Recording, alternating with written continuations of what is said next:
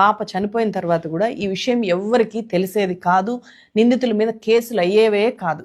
మరి ఎలా తెలిసింది? డిఎస్పీ కార్యకర్తల ద్వారా విశారదన్ మహారాజ్ అక్కడికి వెళ్ళి పాప శవము చంద్రకళ కుటుంబంతో కలిసి ధర్నా చేశారు.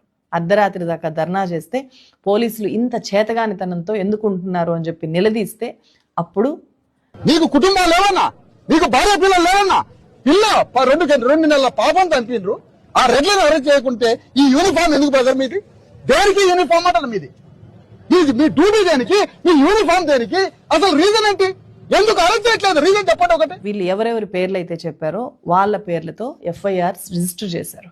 వాళ్ళందరినీ కూడా మేము రిమాండ్లోకి తీసుకున్నాము, మేము అదుపులోకి తీసుకున్నాము అని చెప్పారు. కానీ ఇప్పటిదాకా ఏ ఒక్కరిని కూడా అరెస్ట్ చేశాము అని చెప్పి ప్రెస్ ముందుకు వచ్చి చెప్పలేదు. మేము అన్నీ తెలుసుకుంటున్నాము అని చెప్పి సిఐ గారు కూడా చెప్తున్నారు. ఆ బాధిత తల్లి బిడ్డతో పరుగులు పెడుతున్న వీడియోలు, విశారదన్ మహారాజ్ వీడియోలు వైరల్ అయ్యాక ఈ ఇష్యూ మొత్తం అందరికీ తెలిసింది.